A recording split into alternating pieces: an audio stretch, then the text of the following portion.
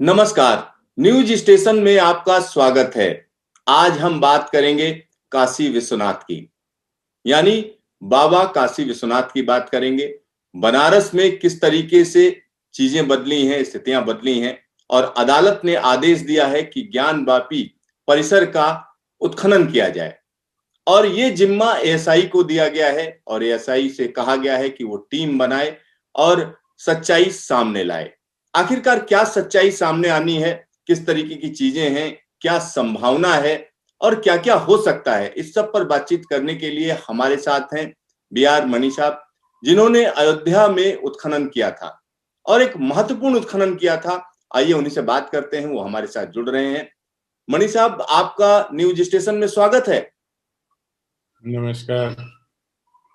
Sir, आपने एक बड़ी जिम्मेदारी वहन की थी जब अयोध्या में उत्खनन का आदेश दिया गया। अदालत ने ही आदेश दिया था और सब सामने आपने लाकर रखा, जिससे दूध का दूध और पानी का पानी हुआ। अब बात बाबा विश्वनाथ की हो रही है, यानी काशी की हो रही है। तो अगर हम काशी की बात करें तो क्या इतिहास है इसका, और अगर हम पूरे बनारस की बात करते हैं, वाराणसी की बात करते हैं, तो कितना प्राचीन शहर है ये। ऐसा है कि सबसे पहले मैं सभी का अभिवादन करता हूँ। कई पुराणों में जो 7 मोक्षदायिका नगरियों का उल्लेख आया है, उसमें काशी का भी नाम आता है। श्लोक जो अलग अलग रूपों में अलग अलग पुराणों में मिलता है, वो है अयोध्या, मथुरा, माया, काशी, कांची, त्ववंतिका, पुरी, द्वारावती चैव सप्तैते मोक्षदायिका। यानी अयोध्या, मथुरा, माया, काशी, कांची, अवंती और द्वारावती, ये 7 पुरिकाएं हैं, नगरियां हैं जो मोक्षदायिनी हैं। अब जब हम काशी की बात करते हैं तो लेटेस्ट जो वहाँ एक्सकवेशन हम लोगों ने किया 2013-14 में राजघाट के स्थल पर, तो वहाँ से काशी की प्राचीनता 1600 ईसा पूर्व तक चली गई। काशी धार्मिक, सांस्कृतिक, व्यापारिक, उद्योग, शिक्षा और संगीत का सदा से केंद्र रही है। महाजनपदों में जो 16 महाजनपदों की बात होती है, उसमें काशी का अपना स्थान है। काशी एक नगर के रूप में और काशी एक महाजनपद के रूप में, दोनों ही रूपों में विख्यात रही है। अथर्ववेद में पिपलाद संहिता है, वहाँ काशी का वर्णन हमें मिलता है और जिसके आधार पे हमें ये प्रतीत होता है कि 1600 ईसा पूर्व जो रेडियो कार्बन तिथि आई है काशी की, वो उससे सिद्ध होती है। काशी को के कई नाम भी मिलते हैं, जैसे एक नाम मिलता है अविमुक्त, यानी ऐसा नगर जिसे विश्वनाथ, काशी के विश्वनाथ, काशी के जो स्वामी हैं, वो विश्वनाथ काशी को कभी नहीं छोड़ते। इसका एक दूसरा नाम है महाश्मशान, और ये कहा जाता है कि काश्याम मरणान मुक्ति, काशी में मरने से मुक्ति प्राप्त होती है। और ये मुक्ति देने वाले स्वयं भगवान विश्वनाथ हैं, जो मृतक के कानों में तारक मंत्र देते हैं। इसका एक नाम आनंद कानन भी मध्यकालीन साहित्य में आता है। तो संक्षेप में काशी के महत्व को हम इस तरह से जान सकते हैं। सर, जब काशी की बात आती है तो बाबा विश्वनाथ का भी जिक्र आता है। तो अगर हम बात करें जो मंदिर है उसका इतिहास क्या है, और क्या इस मंदिर को कई बार ध्वस्त किया गया, गिराने की कोशिश की गई, गिराया गया, मटियामेट किया गया, इसके क्या साक्ष्य हैं, क्या इतिहास कहता है? इतिहास में बहुत सारी चीजें आती हैं जो मुख्य रूप से साहित्यिक साक्ष्यों में या कंटेम्पोरेरी लिटरेचर जिसको हम कहते हैं, चाहे वो संस्कृत का हो या अरबी फारसी से रिलेटेड हो, उसमें बहुत सारी बातों का पता चलता है। उत्तर वाहिनी गंगा के बाएं तट पर सदाशिव भूत भावन बाबा विश्वनाथ का ज्योतिर्लिंग 12 ज्योतिर्लिंगों में से एक है, जो 12 ज्योतिर्लिंग पूरे देश में मिलते हैं, उनमें से एक है, और हिंदू मान्यता में उसका बहुत ही महत्वपूर्ण स्थान है।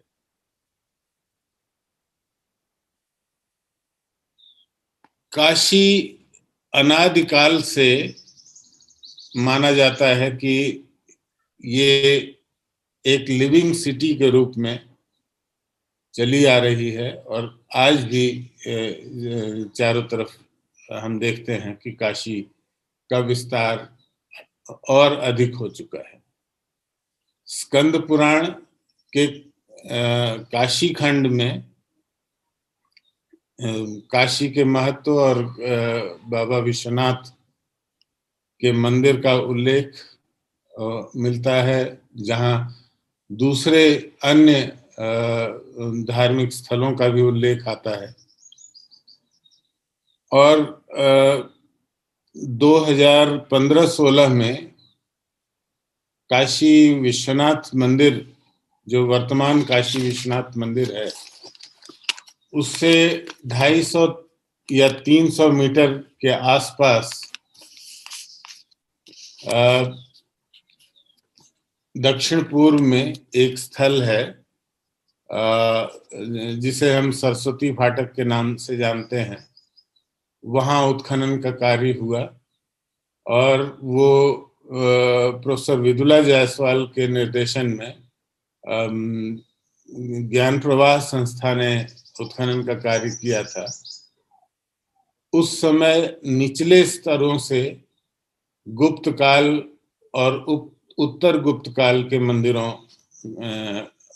के अवशेष मिले, मंदिर के स्थापत्य के अवशेष मिले, मूर्तियां मिली, और साथ ही अभी हाल में जो काशी विश्वनाथ कॉरिडोर में काम हो रहा है, वहां भी दर्जनों मंदिरों के प्रमाण स्पष्ट रूप से प्राप्त हुए हैं।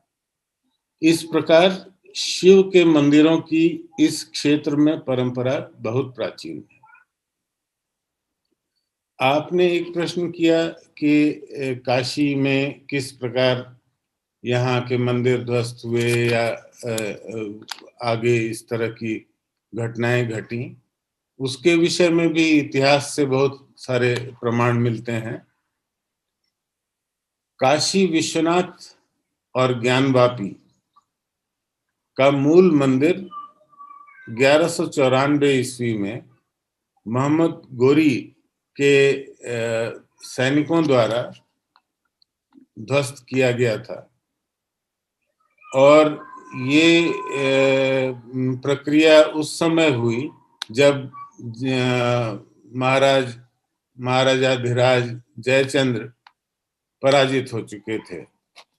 उस समय इसको ध्वस्त किया गया। अब ये मंदिर कितना प्राचीन था, इसके विषय में कहना बड़ा मुश्किल है, लेकिन मंदिर का पुनरुद्धार एक गुजराती वणिक द्वारा 1211 से 1266 के बीच हुआ, और नया स्वरूप मंदिर को मिला।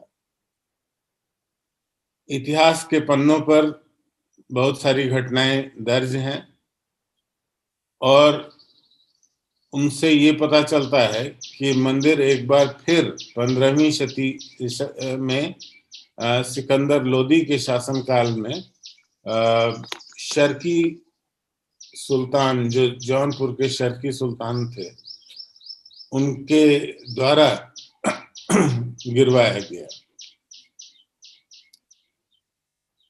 ये घटना 15वीं शताब्दी में हुई और इसके कुछ ही समय बाद एक बार फिर 1585 में अकबर के शासनकाल में टोडरमल और राजा मान सिंह के सम्मिलित प्रयासों से एक मंदिर का निर्माण हुआ और ऐसा प्रतीत होता है कि संभवतः वर्तमान मस्जिद के पश्चिमी हिस्से में जो मंदिर के अवशेष दिखलाई देते हैं, जो पत्थर की नक्काशी और पत्थर में गढ़ी हुई आकृतियां और अवशेष प्राप्त होते हैं, वो हो सकता है संभवतः उसी मंदिर के अवशेष हों जो आखिरी बार वहां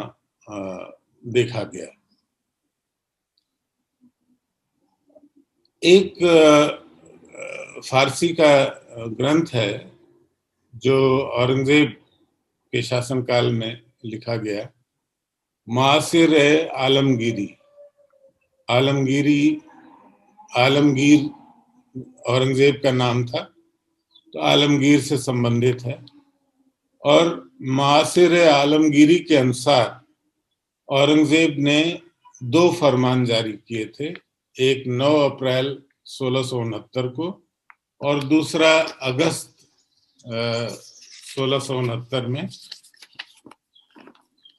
जिनमें पहले फरमान के अनुसार बहुत सारे मंदिरों और धार्मिक स्थलों और शिक्षा से संबंधित पाठशालाओं आदि को ध्वस्त किया गया और स्पेसिफिक उल्लेख जो मिलता है वो दूसरे वाले फरमान का है जो मुआसिर आलमगीरी ने दिया है। उसके अनुसार ये ध्वस्त किया गया।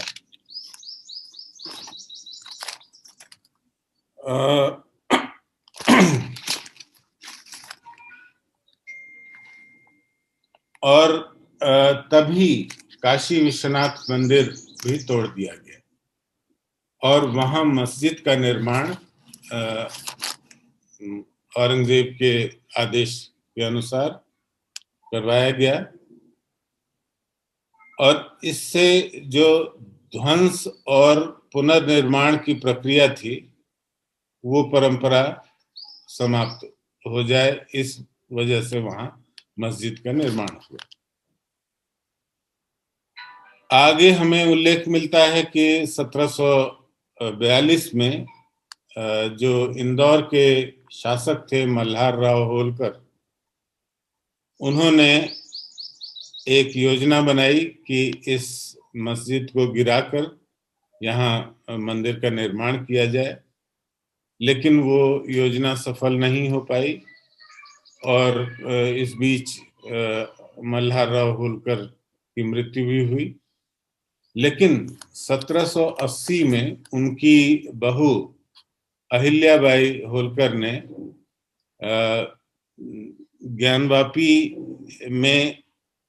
ज्ञानवापी जो स्टेप्ड वेल है उसके दक्षिण ओर मंदिर का निर्माण कराया।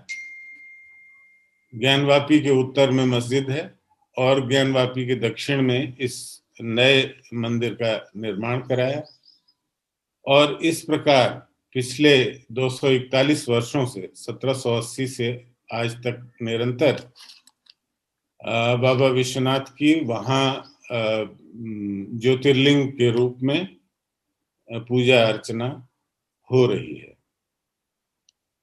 1835 में पंजाब के नरेश महाराजा रणजीत सिंह ने 1 टन सोना मंदिर को दान किया कि जिससे उसके पत्र बनाकर शिखर के ऊपर या गुंबदों के ऊपर लगाए जाएं।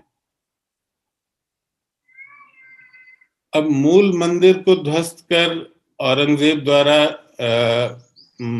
मस्जिद बनाने के उल्लेख कई यात्रियों द्वारा भी मिलते हैं। जैसे एक ब्रिटिश यात्री था रेगनाल हेबर, उसने 1824 में इसका उल्लेख किया है। 1822 में जेम्स प्रिंसेप जो बनारस मिंट के सुपरवाइजर थे और जिन्होंने हम सभी जानते हैं कि ब्राह्मी खरोष्ठी लिपियों का उद्वाचन किया था, उन्होंने भी इसका उल्लेख किया है कि मंदिर को ध्वस्त करके वहां औरंगजेब ने मस्जिद बनाई। काशी का इतिहास लिखते समय M.A. शेरिंग ने 1868 में इस घटना का उल्लेख किया और इसके बाद फिर हम देखते हैं 1909 में एडविन ग्रीव्स, उसने भी इस घटना का उल्लेख किया है कि किस तरह से इसको मस्जिद को ध्वस्त करके मंदिर को ध्वस्त करके मस्जिद का निर्माण हुआ था। मणि साहब, जब बात होती है मंदिर की तो ये देखा गया मध्यकाल में खासतौर पर जितने भी ये मुस्लिम शासक थे तो ये मंदिरों को तुड़वाने में रहते थे। तो आखिरकार बनारस को क्यों टारगेट किया गया बार बार, उसके पीछे मंशा क्या थी? बनारस का ऐसा है कि ये काशी हिंदू धर्म, संस्कृति, कला, संगीत, इसकी राजधानी रही है हमेशा से। और अगर आप किसी संस्कृति को नष्ट कर दें तो अपने आप वो पूरा का पूरा जो मानव समूह है वो आसानी से कन्वर्ट हो सकता है और अपनी जो परंपराएं हैं उनको छोड़ सकता है। और इसी वजह से बहुत सारे मंदिर नष्ट हुए बनारस में। आज हम जब देखते हैं तो प्राचीनतम मंदिर वहाँ अपने मूल स्वरूप में कंदवा में, बनारस में ही स्थित है कर्दमेश्वर। वो मंदिर 12वीं शताब्दी का अपने मूल स्वरूप में आज भी अवस्थित है। लेकिन काशी खंड के अनुसार सैकड़ों मंदिर वहां रहे होंगे जो अब नहीं मिलते हैं। और लेकिन उन मंदिरों के स्थान पर छोटे मंदिर या नए मंदिर बनाकर जो हिंदू समाज था वो पूजा पाठ करता रहा।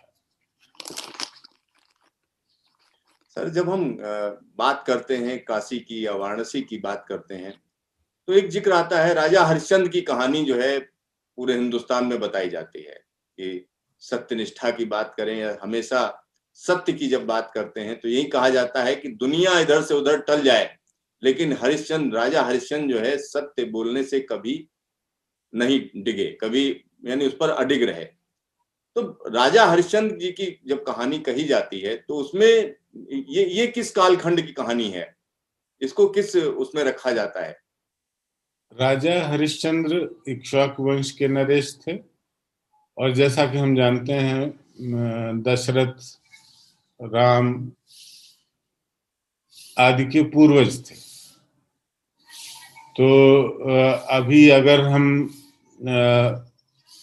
राम का काल या कृष्ण का काल या महाभारत का काल सही ढंग से निर्धारित कर पाए, जिसका प्रयास चल रहा है आर्कियोलॉजिकली भी, साहित्य की दृष्टि से, परंपरा की दृष्टि से और यहाँ तक कि एस्ट्रोनॉमिकल ऑब्जर्वेशंस की दृष्टि से प्रयास चल रहा है, लेकिन अभी विद्वानों में एक मत नहीं है। जिस दिन ये एक मत हो जाएगा उस दिन हम इस कालखंड को निर्धारित कर सकेंगे। अभी हम इतना ही कह सकते हैं कि जो उत्तर वैदिक कालीन समय था, उस समय यानी भगवान राम से पूर्व ये हरिश्चंद्र का काल रहा होगा। और इससे भी यही पता चलता है कि जो जैसा कि उत्खनन में 1600 ईसा पूर्व तक के रेडियो कार्बन तिथियां वहां मिल रही हैं। अथर्ववेद की पैपलाद संहिता में उसका उल्लेख आ रहा है काशी का। तो महाराज हरिश्चंद्र का भी उल्लेख उसी संदर्भ में देखा जा सकता है।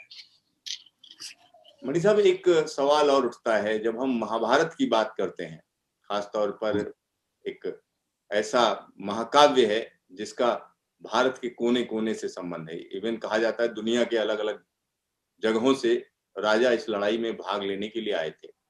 तो क्या महाभारत काल में काशी का जिक्र है? किस तरीके से, क्या महत्व रहा उस दौरान?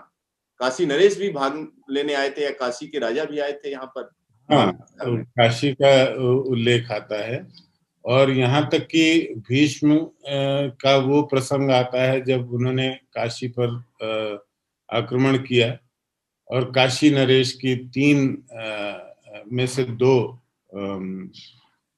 पुत्रियों को वो अपने साथ ले गए। तो और बाद में जब महाभारत का युद्ध हुआ उस समय उस युद्ध में काशी नरेश ने भी भाग लिया। तो ये उल्लेख महाभारत में भी आता है काशी का। लेकिन जहां तक अथर्ववेद की बात है, अगर हम तिथिक्रम के आधार पे निर्धारित कर सकें तो रामायण महाभारत जैसे एपिक जिनको हम कहते हैं उनका समय अथर्ववेद के काल के कुछ थोड़ा सा बाद में आएगा। सर, जब बात होती है वाराणसी की या काशी की तो सारनाथ का भी जिक्र आता है। तो बौद्ध धर्म में जो है कितना महत्व रहा काशी का? ऐसा था कि चूंकि काशी एक विख्यात धर्म संस्कृति का केंद्र थी और इसी वजह से ऐसा लगता है कि जो पंचवर्गीय भिक्षु थे जिनको भगवान बुद्ध ने अपना पहला उपदेश दिया था सारनाथ में आकर, वो भी बोधगया में बुद्ध को छोड़ करके आकर के यहाँ तपस्या कर रहे थे मृगदाय में। और वहीं मृगदाय पुराना नाम है सारनाथ का।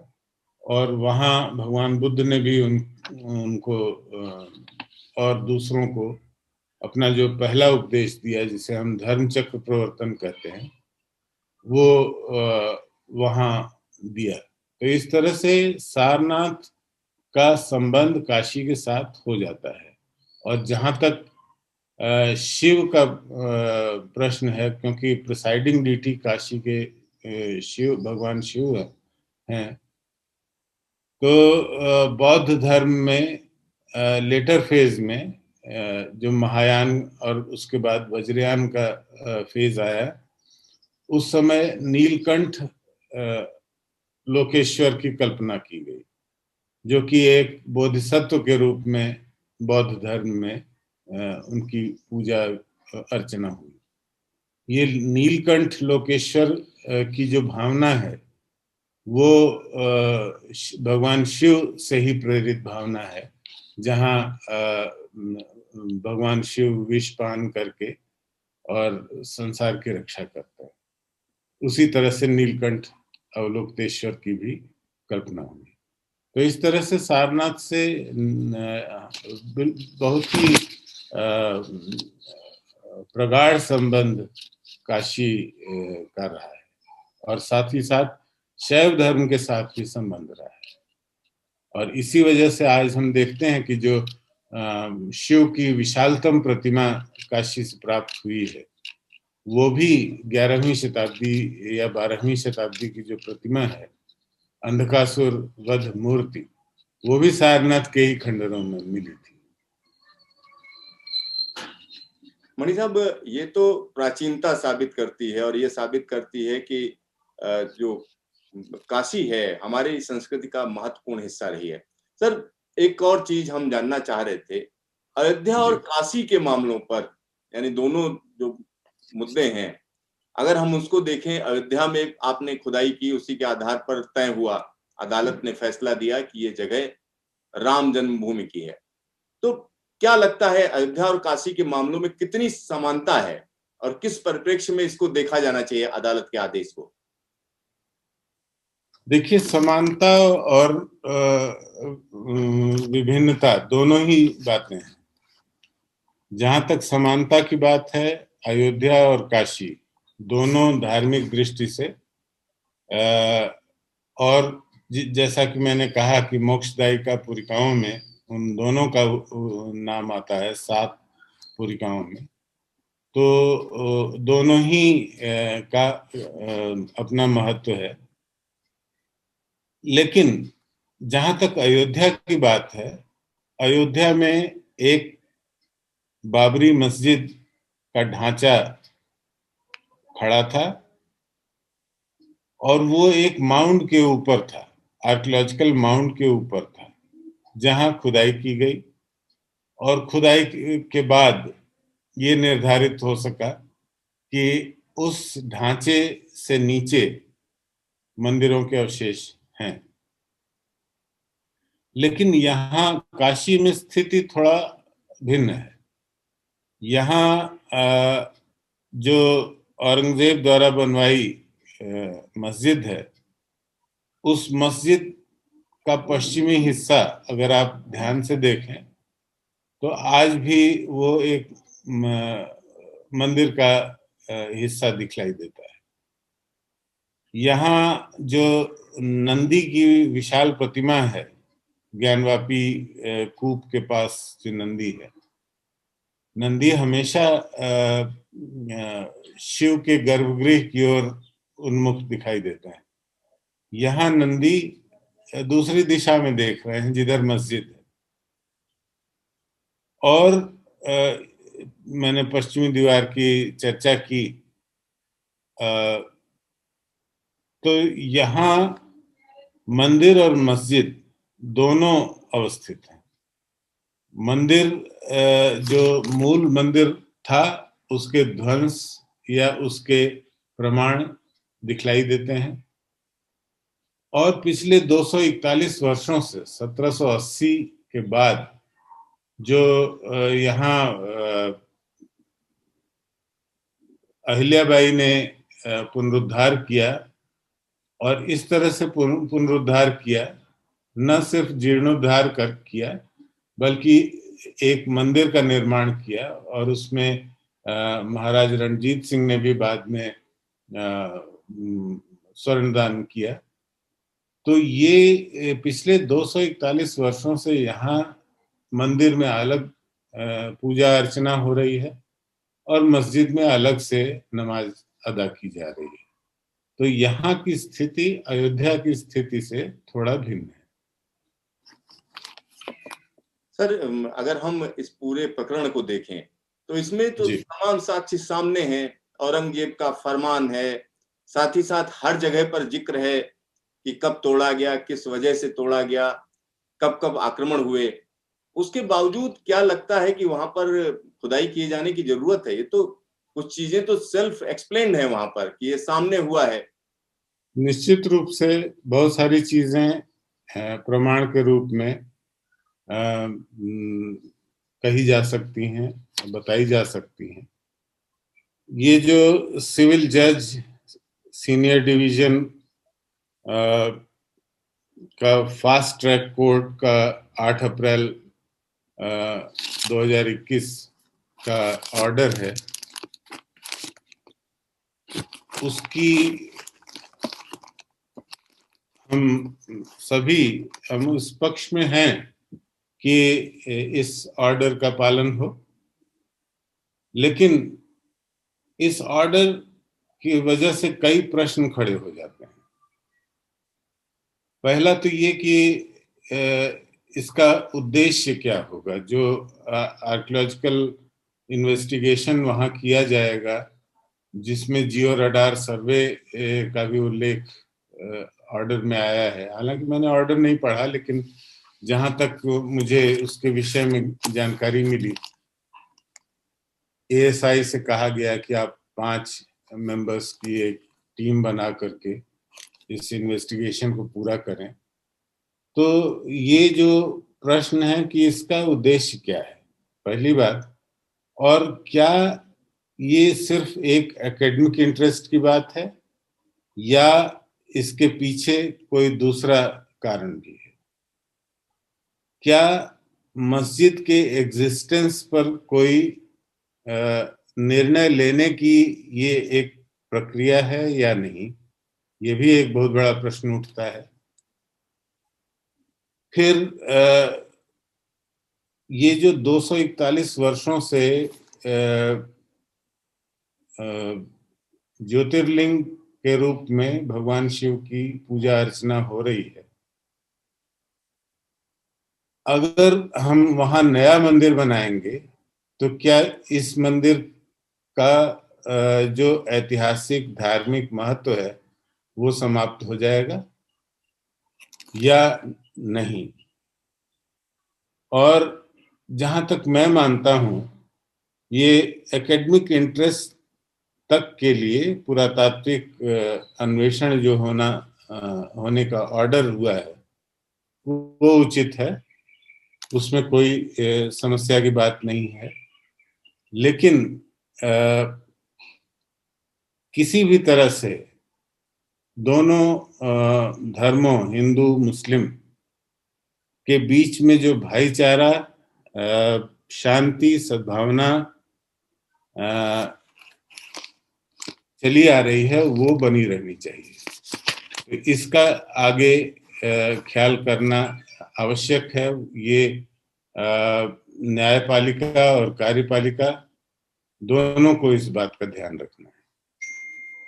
मनीष साहब, एक और सवाल उठता है, जब अयोध्या का मामला अदालत में था तो वहां तमाम तरीके की दलीलें दी गई। ये कहा गया कि डिस्प्यूटेड साइट पर नहीं बनता है मस्जिद, कोई मंदिर तोड़ के हम नहीं बनाते हैं।